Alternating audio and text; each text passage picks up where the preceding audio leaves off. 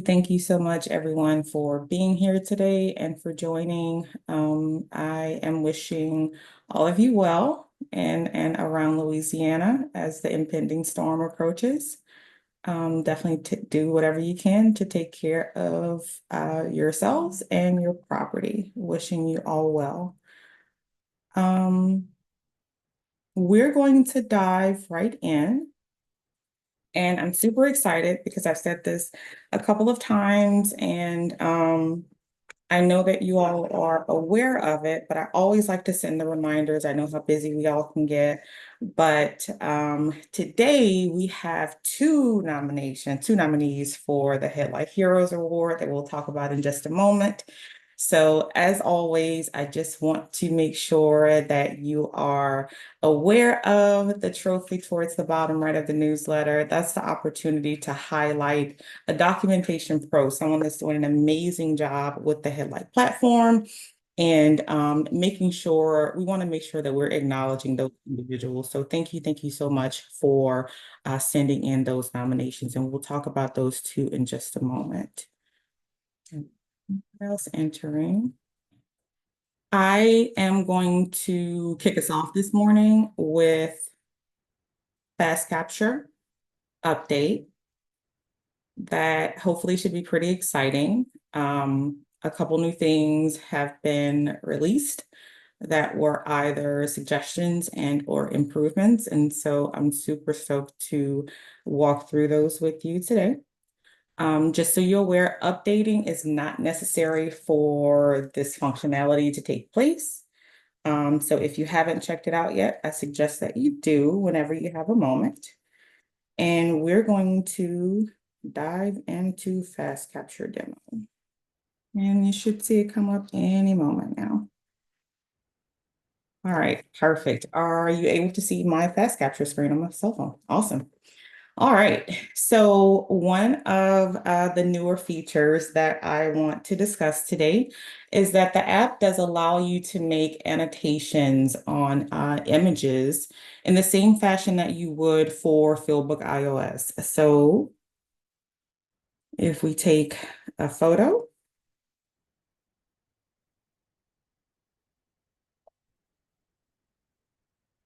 and then select the photo.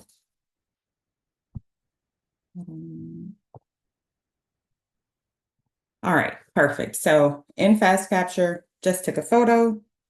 We have the markup option at the bottom. Hopefully you were able to see where I selected at the bottom, right? The little pencil icon. And then we have options, again, very similar to what you'll see on Fieldbook iOS, where you can modify the line thickness. You can choose the color from the color picker. You can place text arbitrarily on the image. Just a moment. We can add text, stickers, a description, shapes, and hopefully you notice that I'm in the picture in the editing markup portion, and I click the bottom right, and that's what gives me the options to add stickers, text descriptions, and things of that nature. Any questions there? Hey, Tranisha, so I'm noticing that that is the Apple editor. Is there any chance of that coming to the Fieldbook app? So the editor that's at the bottom here, but that you're annotating, that looks like the one that actually comes on iOS. Do you know that? Yes. Yes. So you're asking if this editor is going to. So do you think that that editor will eventually come to the Fieldbook app? Oh, the iPad version of the Fieldbook app. Great question. I'm not sure, but I definitely can find out for you. Yeah, just Yeah, I'd like to know if that was in the works. I think that would be handy to have in the app. It's a little easier to use and gives you some more features. So understood. I'm really glad to see it here. That's great.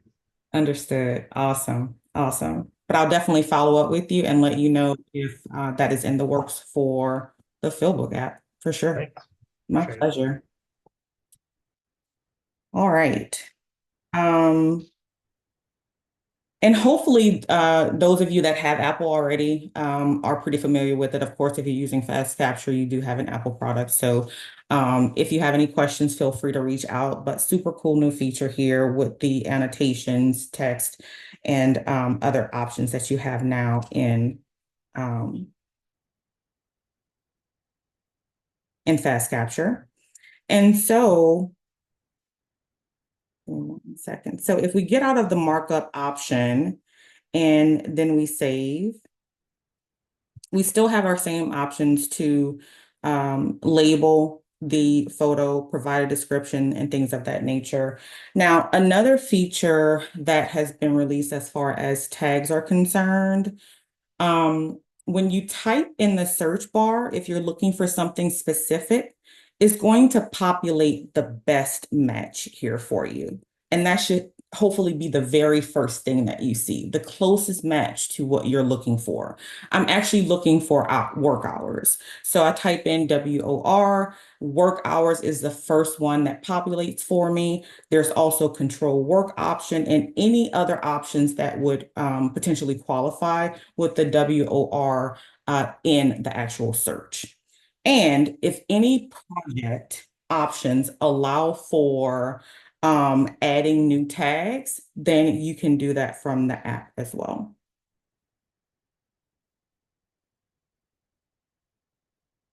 Now, another thing that I want to note is that when you go in and select multiple tags, you'll see now just above where I have work hours selected, it's asking if I want to show the selected 5 only. So if I click that, I can remove everything else that's not relevant to this this item that I'm attempting to tag. So for example, do you see that WR there? I created a new tag. It's going to be listed here on the image that I'm going to save it to. I can narrow down my filter so it removes everything else that is not selected and that does not apply. Or if I'm just in the wrong place and I've selected the wrong thing, I can deselect here, or I can just clear all and start from the beginning.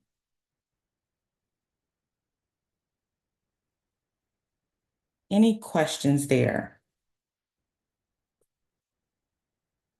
I'm going to click done, and then I'll go to the contractor option as well. Same here. We can select multiple if it applies. You'll see the option to show selected only. Same filterable options that'll narrow down your search. We can clear all to back out of that. And of course, the filters as well. That's going to pop up either exact matches or similar matches now. And we can always add a new if needed. Any questions?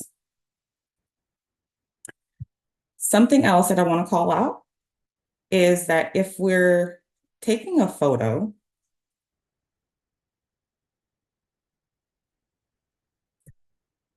in landscape version, now I am in landscape, my share screen doesn't show it that way, but there we go. Okay, so in landscape version,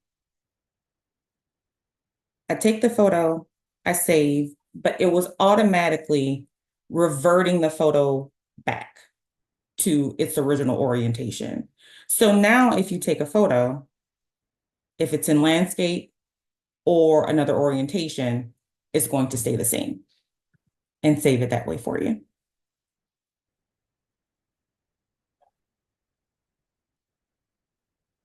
So now there's no rotating. It'll stay exactly the same. Any questions?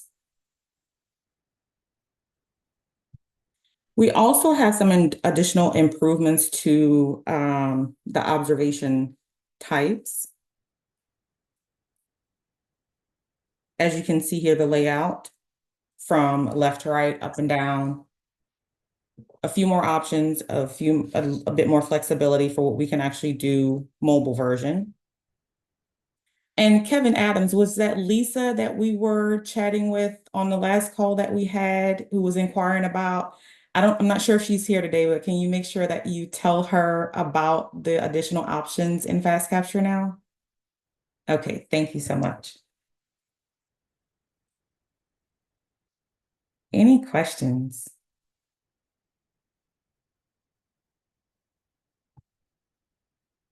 All right. As always, dive in. Let us know if you have any questions when you're playing around with Fast Capture. And hopefully these improvements will make things simpler and more efficient for you. Les, you have a question? Oh, no, I was just coming back on. I do have Okay. a thought though. Well, a couple things. One, I do see a few names on here that haven't been here for a while. Does anybody not know what Fast Capture is? You can speak out or drop it in the chat. But really, I mean, it's the app they came out with, I don't know, several months ago, probably close to a year ago, that allows you to use an iPhone to capture observations. So just, a basic explanation of what that is. But I do want to say, and this is something I just figured out while you were speaking, Tradisha. So I hope I'm right in saying this. If you like the iOS annotations, you can download the fast. I think you might be able to get the Fast Capture app for your iPad, because I tried it on mine just now and it was working. So if you're not paying work items, I would say that's a good place to go. I don't want to always steer you away from Fieldbook. I think that's the best place because it has the most features there. But um, anyway, just something to think about. I do like the annotations better on the Fast Capture app. Perfect. Thanks, Les.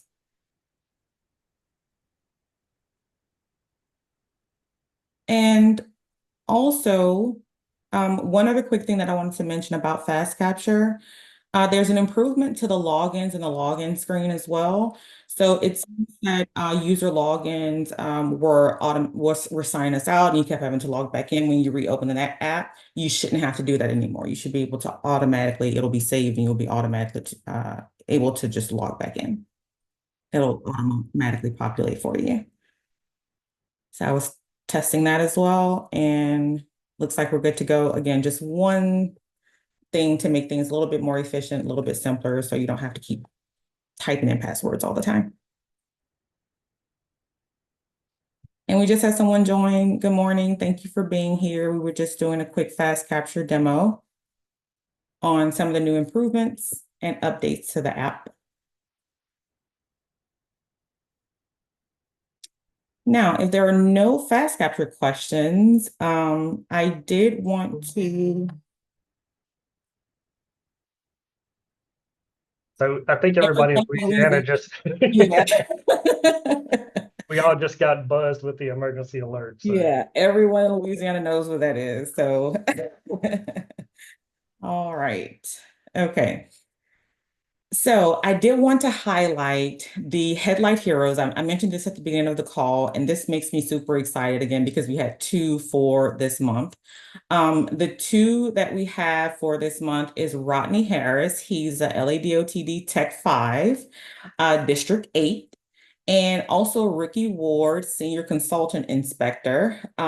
So super excited for and you'll see their actual work and images at the bottom of the newsletter that Les sent. You'll see some options. You'll actually see write-ups about them and their work and some examples of just the detail that they provide and the extensive efforts they use to make sure they're providing as much detail and specificity with their observations. So we just want to thank them and all of you for all that you're doing to use HeadLight to the best of your ability. So congratulations to Ricky and Rodney for doing such an amazing job and being highlighted this month for their efforts in those districts. And something else that I wanted to mention before I pass it over to Les. I think this was David Jinks, not sure if he's here today. But I think one of our last calls with contract, when we were discussing contract admin, he wanted the funding categories. I'm sorry, when we were referring to the samples, my apologies, when we were referring to the samples and being sorted by create date instead of the update date. I think that was David Jinks that was mentioning that. So in the previous version, any samples that were recently updated, they were bumped to the top of the samples list. And now in the newer version, the samples remain in order in which they were created. And let me show you what I'm referring to. I know that was something that David said, Jinx said was giving him heartburn. So please let him know that that's been taken care of for him.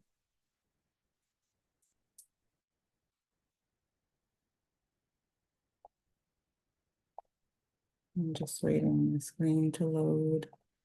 Okay, so now we see again, instead of create date, is instead of being sorted by the created date and constantly um, creating issues where he would have to, or and others would have to continually search for when things were created. And of course, this is a sample project, but now in the new version, samples will remain in the order in which they were created, regardless of the updates. So hopefully that makes things more efficient when he and others are attempting to search and find the information that they're looking for. So that has been updated as well. And I wanted to make sure I mentioned that today.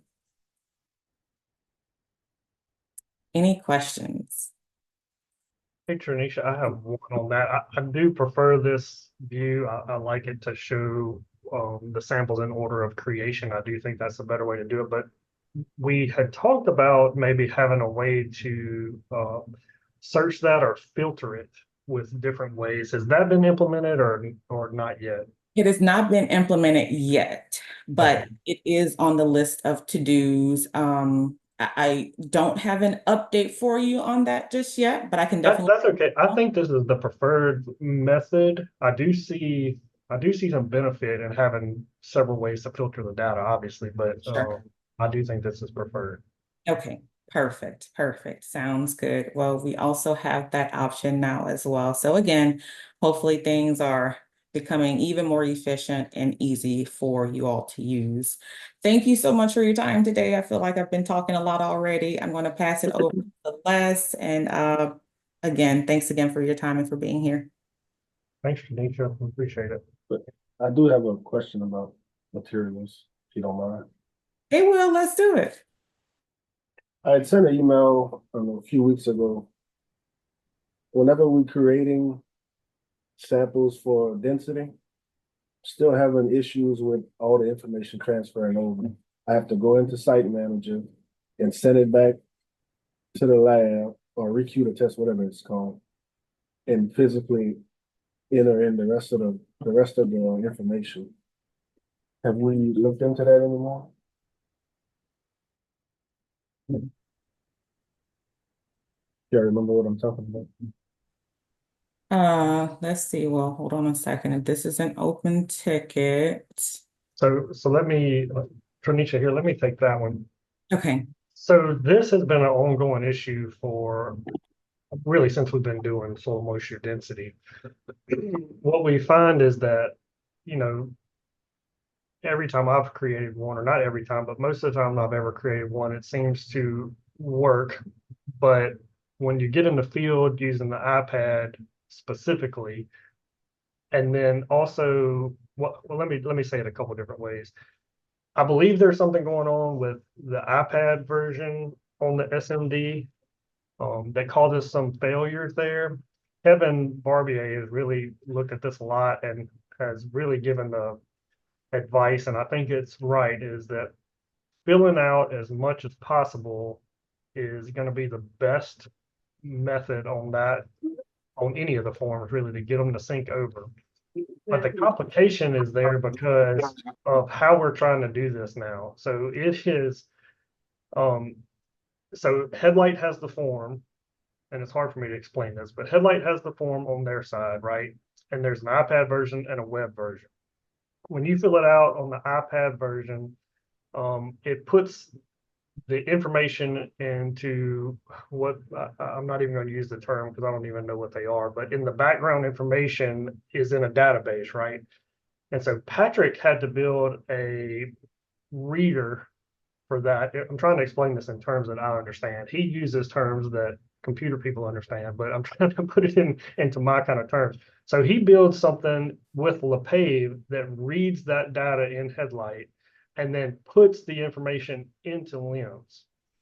So HeadLight is constantly evolving, right? And so when changes are made there that affect the forms, sometimes Patrick's reader doesn't see the information like it needs to, and it doesn't put the stuff in LIMS.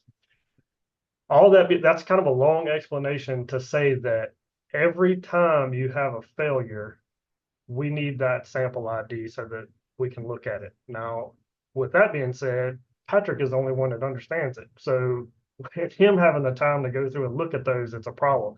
I understand it's a problem. I hate it that it's a problem. But if you're having repeated failures of those, then we can escalate that up. If it's every once in a while, I'm just going to say that's just what we're dealing with until we get on HeadLight fully. All those problems go away when we are HeadLight only and do not have to sync this stuff to LIMS. And we're one step closer there. They're starting to provide some of the other forms that the labs need. I believe Kevin and them will start testing those soon. Maybe even he might have started doing that yesterday. And so you'll see that lab portion coming in the next several months, I would assume. And so then those things go away. Well, that's not good news for you. I'm not saying that it is, but if you can just keep sending those sample IDs. Patrick went in the other day and found a problem with some of the syncs, and he fixed it. I'm not sure it was specifically SMD, but he has to take a look at those to get those to go over. Yeah, it's every density sample that we do. Okay, I just been fixing it myself. You know. Yeah, the last couple of ones I turned in, Les, to HeadLight was that some of it comes over, but not all of it. Okay. There's like a couple of things that doesn't come over, and I sent it to them, and I don't know if that's a sync issue between Patrick and them or it's their issue, but they know about it. But if you send some more, that would help them maybe pinpoint what the issue is between what I sent and what they sent. That's right. The more data we get on failures, the better, even if we have a ticket on it. In fact, the best way to do it is to send a support ticket for every time you have one that fails and CC the DOTD construction team on that email so that Patrick gets them. And it's also complicated in the fact that we don't know if it's the failures are happening on the LADOTD side or the HeadLight side. So both teams have to look at it and find issues there. It is really not the best system. Hindsight's 2020, and I'm glad that it's there and it works mostly, especially like the concrete samples seem to work pretty well. The SMD form is the most complicated form we've ever built with HeadLight, we've ever tried to use. And so I think that's why we have more failures on that one than the other forms. But yeah, just please keep sending those in so that we can try to get it working. But Will, you're right. If it's failing every time, we definitely have to get a fix in there for you guys. Let's just pull the plug now and work through it. No, that's not the answer. So I would say that if you want to hold off until it's HeadLight only, that's fine. If it's not easy for you, you're welcome to do that. It's not required that you fill out those forms now, but it does get much simpler whenever we're on one system and not trying to sync this between three. That's the issue. Yeah, but you at least have to put it in Site Manager so it's there for record purposes. Will, let me ask you a question, Will. What are you manually having to do? You're filling in the rest of the information that didn't sync over in LIMS? Is that what you're doing? But I have to go in and I have to, inside manager, I have to click the down button for the 3 density tests. Sometimes all the information pops up. Sometimes it don't. And then I always have to put in the moisture content. That's always blank. So so you're talking about if you do TR403 or like it doesn't matter. It doesn't matter if it's 403 or 4. It Yeah, doesn't capture though. that was the problem I was having, is the moisture wasn't coming over, and then sometimes everything came over except that, and sometimes certain things didn't come over. When I sent it in, that's what there was, the moisture, and it wasn't coming over. There was like moisture and one other thing didn't come over. Okay, so moisture failing every time. I guess this is for HeadLight to take a look at this. And then Patrick, when he gets back from his conference. So moisture failing every time. And then, so you're saying sometimes you get the first shot and not the other two, you have to fill those in? Yeah, sometimes if I hit the button for 3 shots, the rest of my information pops up. And Oh, okay. sometimes I hit it and it's blank. I have to enter. Oh, I got you. Same issue I had too. When that person brought it to my attention, it was the same issue that he's saying, same exact thing. Yeah, I've had the same exact issue also.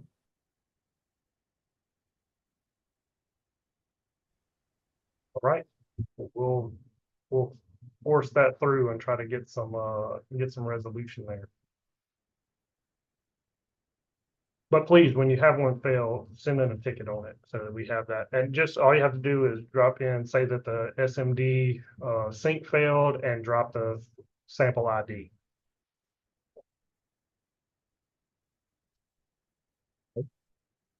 Appreciate you bringing that up, Will, because we want this stuff to work for you, and we know that there are some things that are, you know, a struggle right now, and inspectors don't need the extra work. I agree with that. So, I guess while we're in it, let's go ahead and, you know, The sad part is it's not the inspector's extra work. It's on me. oh, I got you. All right, well, the Tech 7s don't need the extra work. We all know that's true too. So let's continue on. If anybody else has questions, this kind of be our Q&A session. Anybody else have questions or comments on things going on?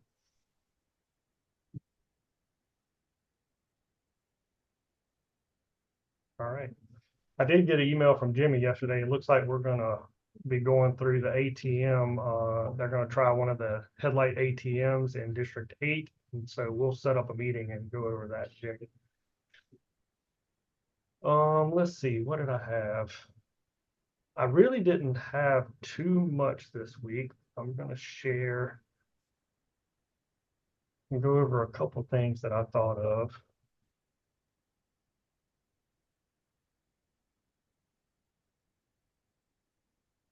Can you guys see my screen?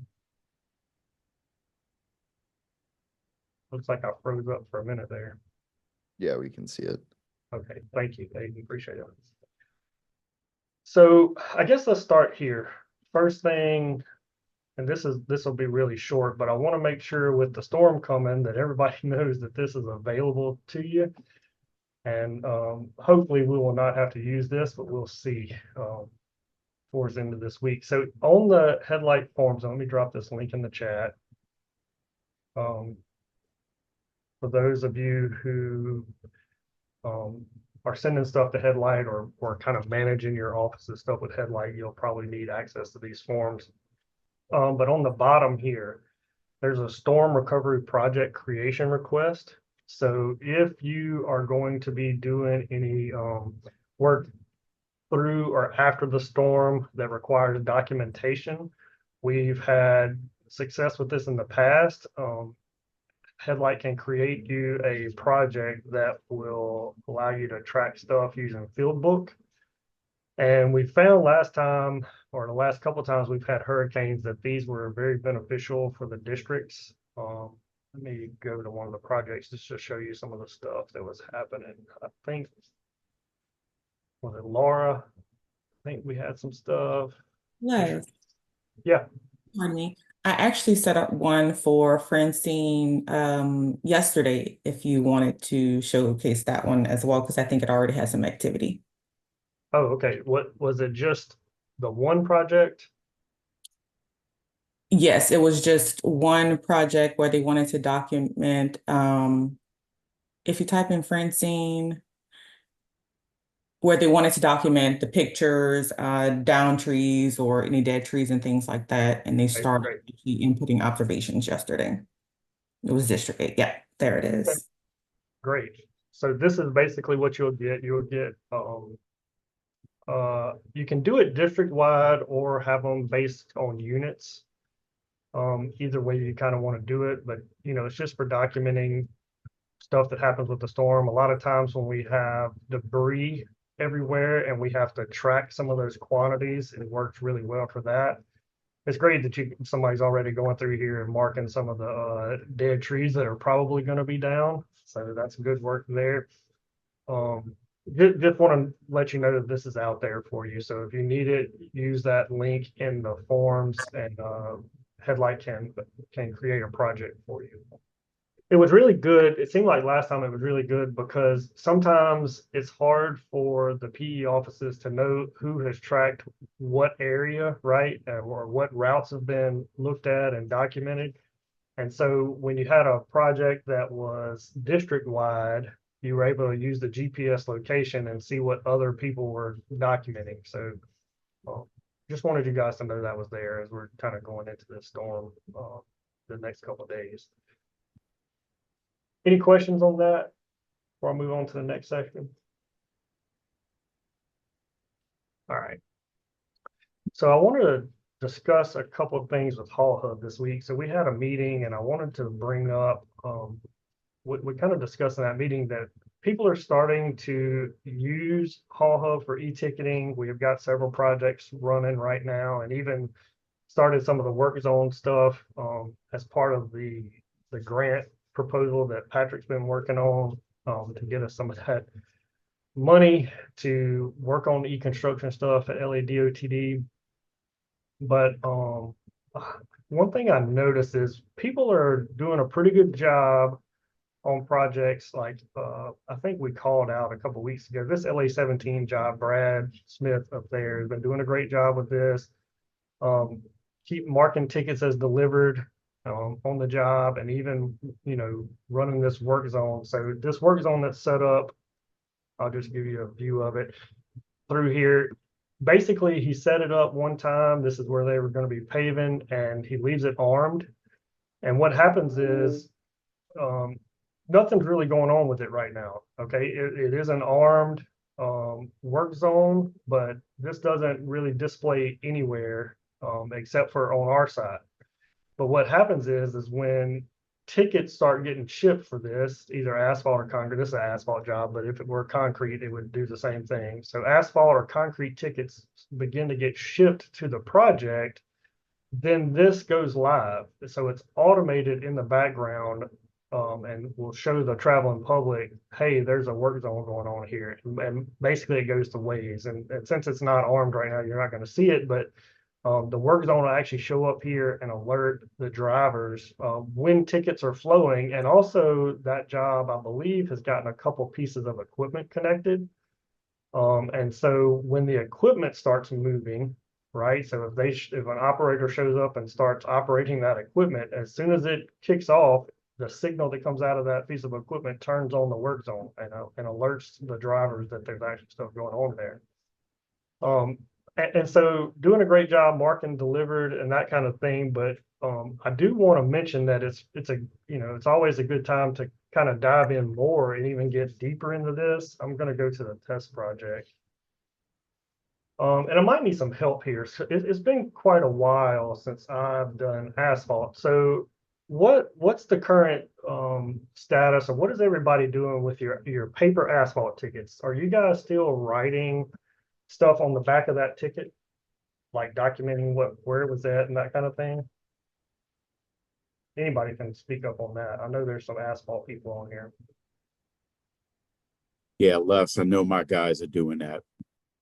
So what kind of information are they putting on the ticket? Like, you know what's on the, I don't even remember what all's on the stamp. I kind of remember there was station numbers and there was maybe a mixed use.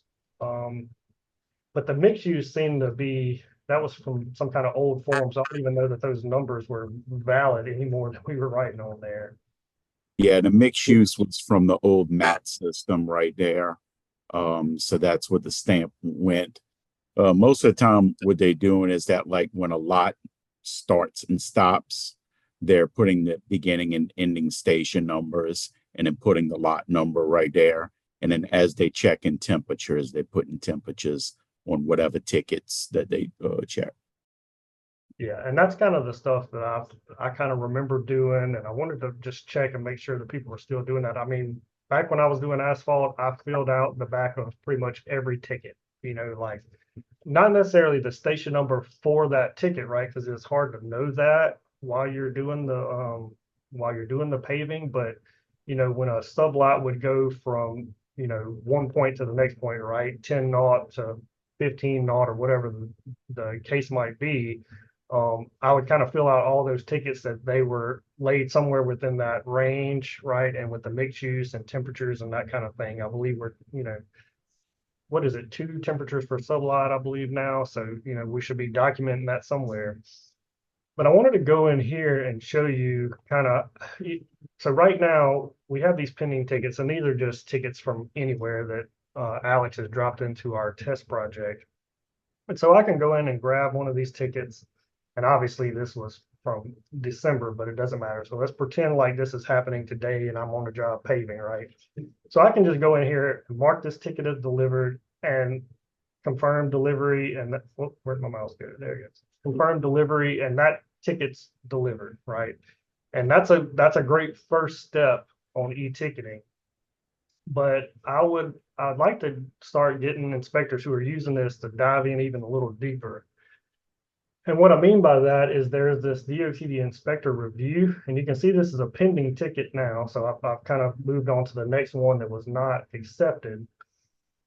And you have these edit inspector notes, and this is very similar on the app. I'm doing this on my PC, but it's very similar on the app.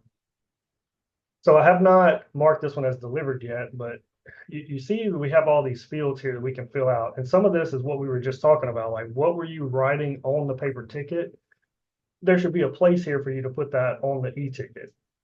And so I think it's great if you can go in, especially with e-tickets, it gives you the ability that if you're standing there at the truck where it was, to drop in the station where it's at. And something really cool coming from HaulHub soon is that they are starting to do a stationing app. They're tying in with another company, Esri, on stationing. And so when you get a GPS of something, it'll actually give you a station. So it's possible that the inspectors won't even have to know the station. Just from the GPS location of where they delivered the ticket, it'll be able to populate that station for you. So that's coming in the future. But right now, say you're walking along and you get an e-ticket and you're standing at the truck when it's dumping in the paver and you see a station state right next to you, it's great to go ahead and drop that in there. So I'm just gonna put something in for now.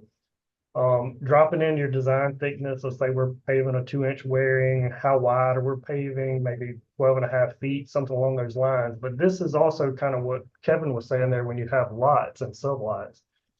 So this is a good place to put it. I'm making up numbers here. Let's call this sublot 2. This lot, that might, maybe if you know the amount of tons that goes in there. And then obviously notes is where you can put anything, right? Maybe if you grab a temperature, you capture the temperature at the back of the truck. Let's say it's 305 degrees. It's 95 degrees outside. These are all things that you can capture in the app, right? And having that extra data, just like you're filling out the back of that paper ticket. So let's go ahead and mark this as delivered. And let's see, will it give me, yes. Okay, so one thing that happens, I set up these pay items on here, but all of the projects that you have in the field should have all your pay items listed. And so you can actually start assigning the pay item to the ticket, because sometimes you might have, might not just be at your regular mainline asphalt, you might have your drives and turnouts, that kind of thing. And then you can assign the total pay quantity to that. So what is that? Let's say 23.61, right? So you're putting your pay quantity in here. And the reason you can type that in separate is sometimes we might waste some on a truck, right? It's the last truck of the day or something along those lines. And you say, well, they only laid, 13 tons out of this whole load. And so you can do the subtraction here and kind of put that in. And obviously there's another way to do notes. And you can confirm delivery. All right. And so then you're just getting a lot more data listed on that ticket. One other thing I wanted to mention is an easy way to mark your sublots is with this flag button, right? So you can drop a flag here and then write a note, and obviously you can do all this in the app. We'll change sublots and then put sublot 2 or 3 or whatever you actually are going through, right? And save that. And I'm going to show you what adding this extra data does for you, especially on the web version of this. So I'm going to go back. Oops, sorry. So I'm going to go back to this, and I'm going to look at my tickets that are delivered, not my pending tickets, right? So you can see where I've gone through and flagged a couple tickets. This is the latest one I just did. I don't think I marked a pay code on that one. And so then you get all these notes in here, like when we change sublots, right? And they're flagged, so it's easy to see. You can actually go in here and let's just say you click this and select all the tickets, right? And say your starting sublot was the bottom one here, and you ended here. So you could uncheck these. This is just something I've thought that was really neat to do with the data. So let's say all this was sublot 1, right? You can download those slips into a CSV.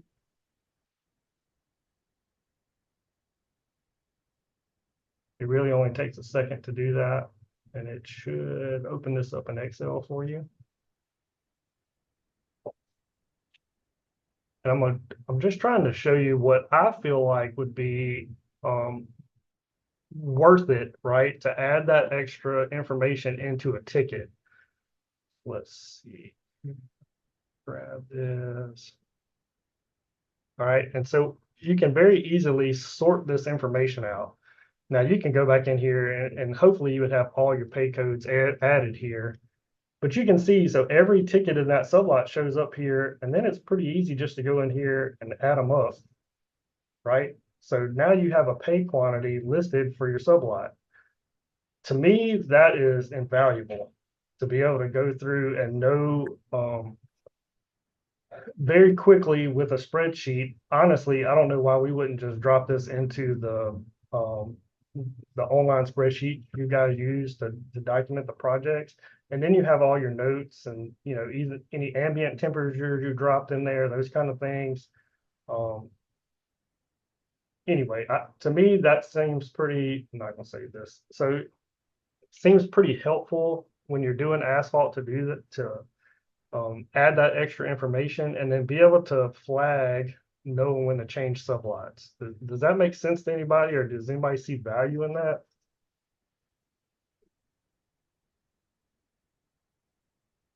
I can definitely see value in that big time. Yeah, just being able to download the data and do what you want with it, to me, seemed like it was, something useful, something I really would have liked to have had there. And then also, just a quick thing about this little filter here allows you to, so you see what's visible and what's hidden. So there's a lot of other data there, right? Let's see one that we could actually pull over. So let's just say you could add your contract number. And you can actually arrange the stuff to view the way you want. So it shows up in your spreadsheet, right? Everything you put over here when you download that CSV is going to be in your spreadsheet. And so you might want to do, I believe there was a temperature. Is it already in here? I know I had the ambient temperature.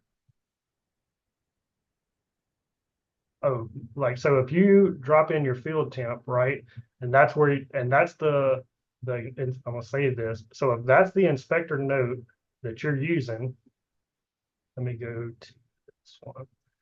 So in the review here, edits inspector notes, plant see this field temperature. Now that you've dropped that into your data list, every time you fill out a field temperature here, it's going to show up in that CSV. And so there's your documentation for your 2059 drop right into the spreadsheet. But anyway, just a few things, we're trying to get everybody on board. I'm gonna stop my share, or did I stop it? Okay. So we're trying to get everybody on board with the e-ticketing stuff. We are moving towards that. I believe the spec is done. It might be at FHWA right now. So you're going to start to see this come out into the projects.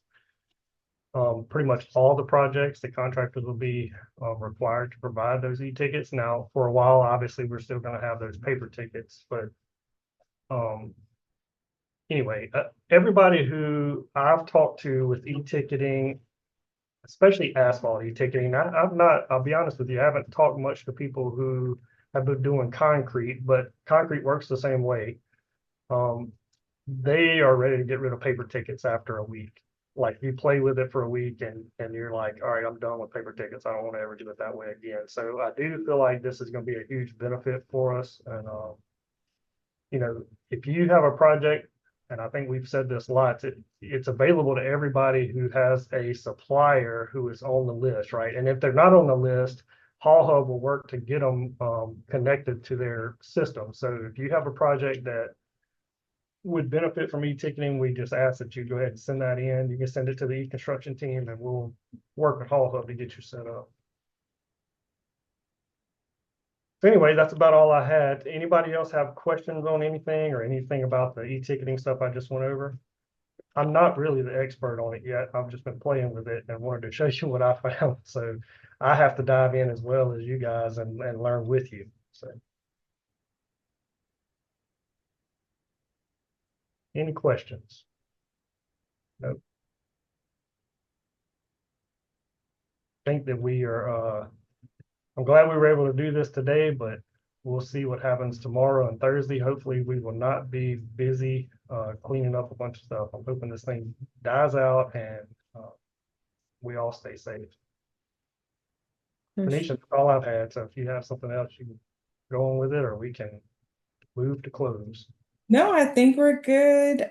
Again, I just want to thank everyone for your time. It's always great to interact with you all, and provide, solutions and improvements to things and or answer your questions. Like Les said, feel free to send those support tickets, copy me on them, and we'll do the best we can as quickly as we can to get these things addressed for you. And as I said at the start of the call, I know some of you came in a little bit later, but please do everything that you can to protect yourself and your property and your pets and stay safe during the storm. And I hope to see you all soon.